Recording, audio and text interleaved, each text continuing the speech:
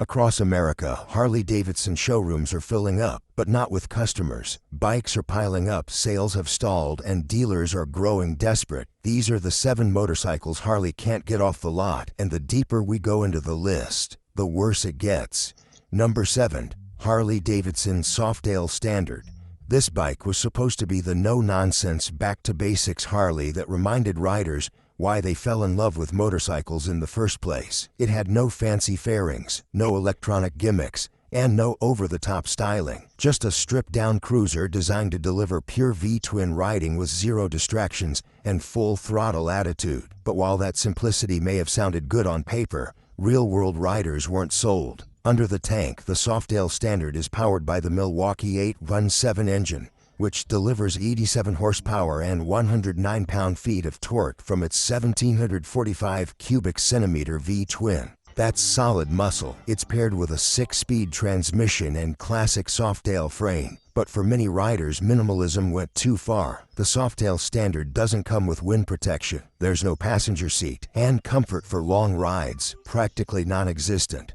Riders found that while it might look great for cruising around town, the moment you take it on a highway or hit a 100-mile day, it becomes a punishing experience. The riding position also left something to be desired. Mid-mount controls combined with a narrow solo seat created pressure points for taller riders, while shorter riders struggled to feel planted at stops. There's also the lack of onboard tech. No cruise control, no traction settings, not even a simple USB port for charging. In an era where even budget bikes from Honda and Yamaha come with basic creature comforts, the Softail Standard started to look a bit outdated and surprisingly behind the curve. And let's talk about pricing. With a starting cost of $13,949, it's not exactly a steal, especially when you consider that many competing cruisers at this price range offer more standard equipment, better long-distance ergonomics, and often dual seating. Riders who were hoping for a bargain, Harley discovered that the base price was just that, a base. To make the bike more practical, they'd need to add a windshield, passenger pillion, saddlebags, and other accessories. That pushed the total cost closer to $15,000 or $16,000. Suddenly, the value proposition started to fade.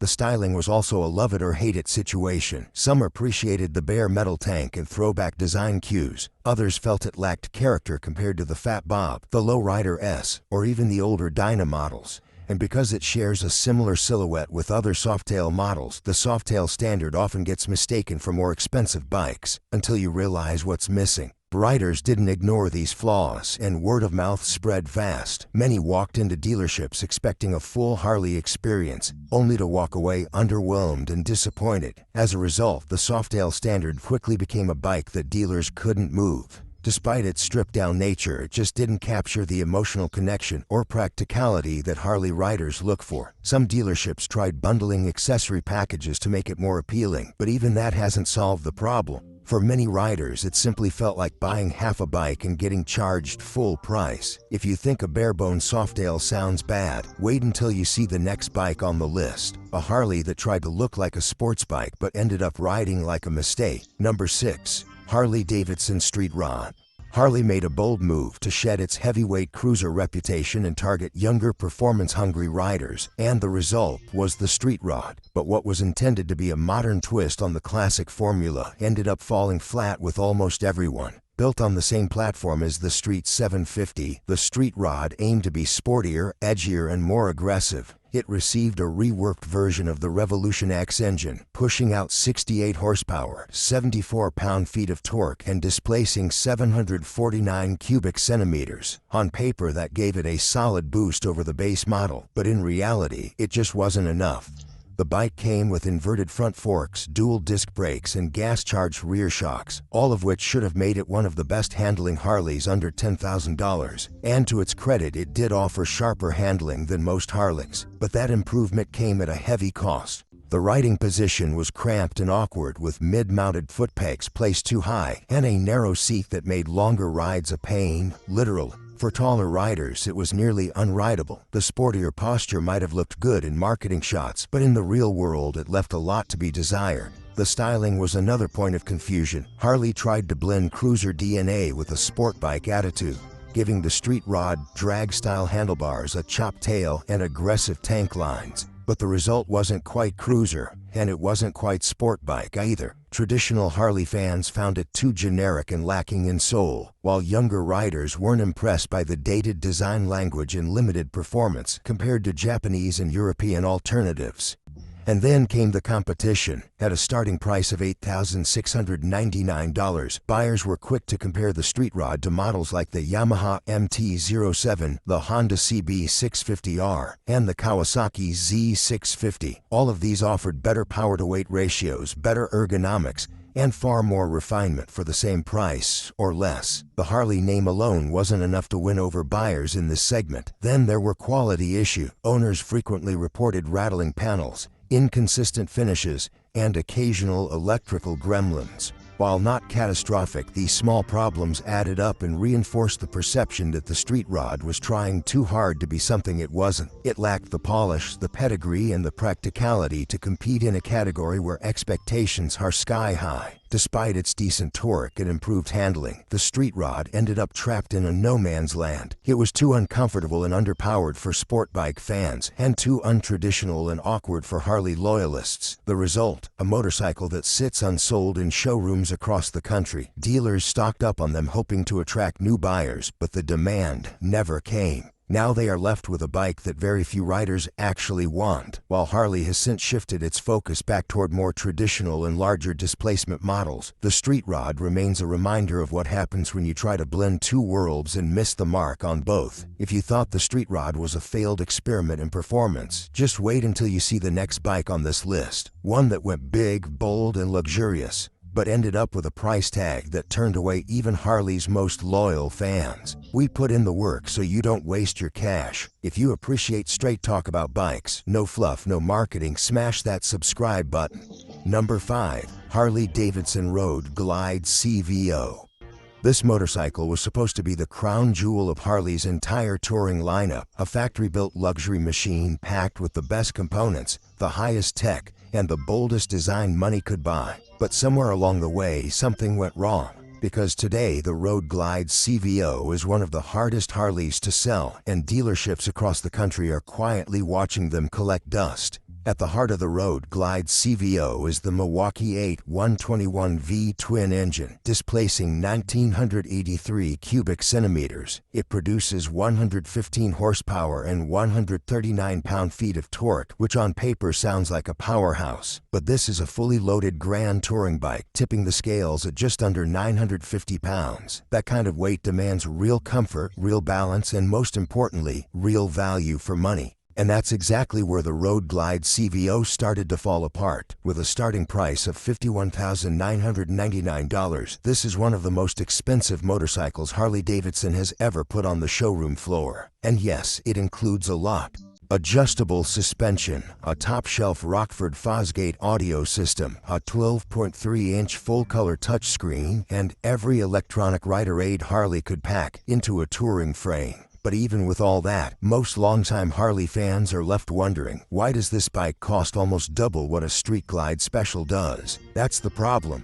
The Road Glide CVO might look better, it might sound better, it might even ride better in certain conditions. But when you compare it directly with Harley's other grand touring models, the price difference starts to feel less like a reward and more like a penalty. For nearly $52,000, riders expect a bike that blows everything else away. Instead, they're getting a slightly upgraded Road Glide with a flashier paint job and a few extra luxury features. And let's not forget the resale issue. CVO models are notorious for losing value the second they leave the dealership. While a standard touring bike might hold its price over the years, the Road Glide CVO often drops by several $1,000s in its first year alone. That's a tough pill to swallow, especially for older buyers who are spending retirement money on a dream machine. Some riders even report going back to customize a regular Road Glide or Street Glide instead, saying they can build a more personal bike for much less money. Dealerships have taken notice. Inventory is backed up, the bikes sit longer, and despite high praise for its technology and styling, the Road Glide CVO has become more of a museum piece than a must-own machine.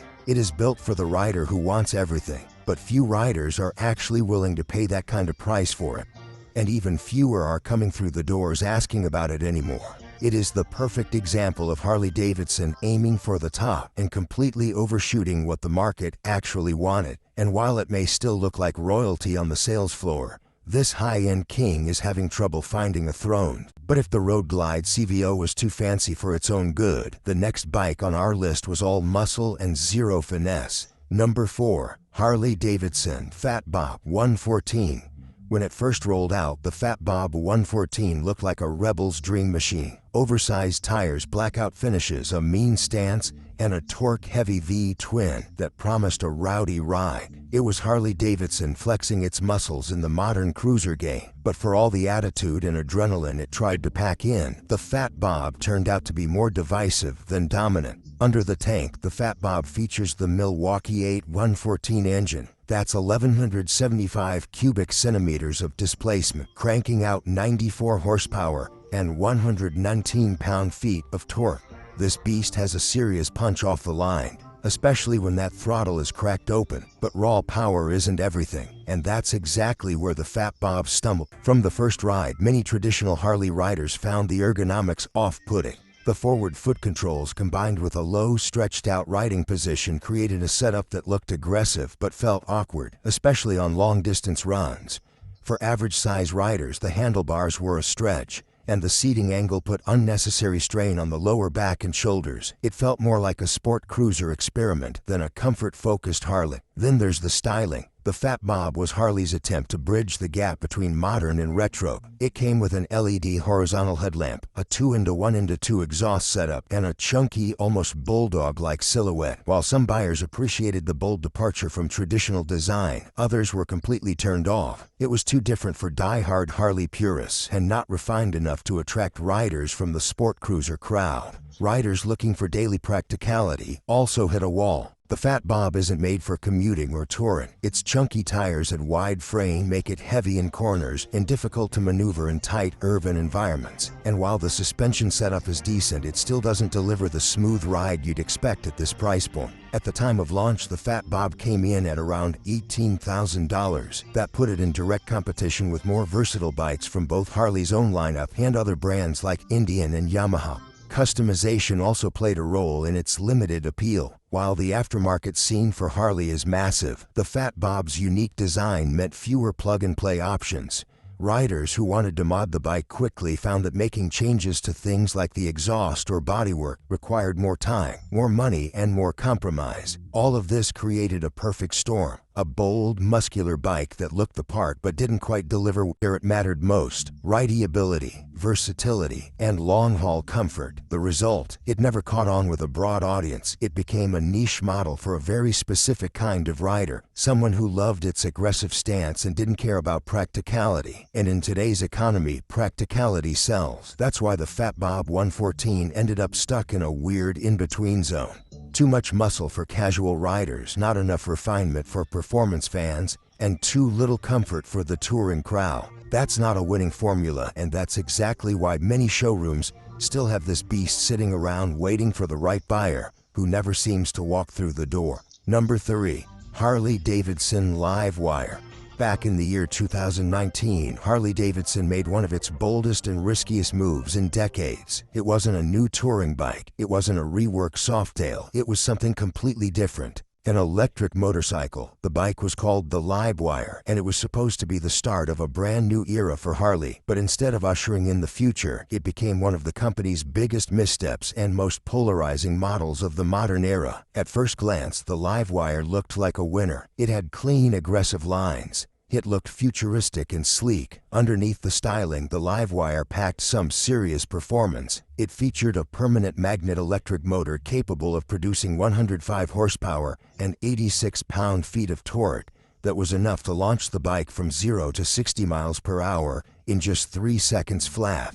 The acceleration was immediate, smooth, and thrilling. For urban riders, the range wasn't bad either. Up to 146 miles on a single charge in the city and about 70 miles on the highway. Those numbers, combined with high-end suspension from Showa, a 6-axis inertial measurement unit, and cornering anti-lock braking system, made it clear this was not a toy. This was a serious electric motorcycle with real engineering credibility and street performance. But the problem was simple. Harley riders didn't want it. The LiveWire launched with a price tag of $29,799, making it more expensive than many of Harley's most luxurious touring models. That price alone kept it out of reach for most young riders, while traditional Harley fans wanted nothing to do with a quiet bike that didn't rumble or roar. The LiveWire didn't just lack the feel of a traditional Harley, it lacked the soul. There was no V-twin rumble, no shifting gears, no engine vibrations beneath the seat. For riders used to the raw mechanical connection of a gas-powered cruiser, the LiveWire felt sterile. Even worse, the charging infrastructure in the United States wasn't ready for it. While the LiveWire did support direct current fast charging, many riders found the experience too inconvenient compared to simply filling up a gas tank in 2 minutes. On top of that, the highway range of just 70 miles made the bike unsuitable for long rides, which is exactly what so many Harley owners love to do. For many potential buyers, the LiveWire was stuck between two worlds: too expensive and advanced for new riders, too quiet and futuristic for old-school fans who still wanted chrome, gears, and growl. Harley tried to fix it. They dropped the price to $22,000. They marketed it heavily in urban areas. They even spun LiveWire off into its own brand to try to separate it from Harley's core identity. But none of it worked. The LiveWire never gained traction, and dealers were left with unsold inventory just sitting on their floors. Today, the LiveWire is a cautionary tale. It proved that even when a legacy brand tries to innovate, it can't ignore the expectations of its loyal base. Electric motorcycles may have a future, but for Harley-Davidson, that future didn't start with the LiveWire. And if you thought an electric gamble was risky, just wait until you see the next bike, a throwback model Harley fans are straight up ignoring. Number 2. Harley-Davidson Nightster. This bike was supposed to be a game-changer, a fresh take on the Sportster lineup designed to attract new riders and modernize Harley's approach. Instead, it landed with a thud. From its engine character to its overall riding experience, the Nightster failed to deliver what Harley's core audience wanted, and it left newer riders unconvinced. Worse, it didn't create any real buzz on showroom floors or social media, just a passing glance and a shrug. Let's start with the engine. The Nightster is powered by a liquid-cooled Revolution Max engine with a displacement of 975 cubic centimeters. It produces 90 horsepower and 70 pound-feet of torque. On paper, those numbers look promising, but in practice, the engine lacks the deep rumble and mechanical soul that V-twin fans love. The higher revving, smoother characteristics of the Revolution Max just didn't feel like a Harley. It was too refined, too quiet, and too disconnected from the legacy it was supposed to represent. For many riders, the emotional connection simply wasn't there, and without that, performance alone wasn't enough. At a starting price of $13,499,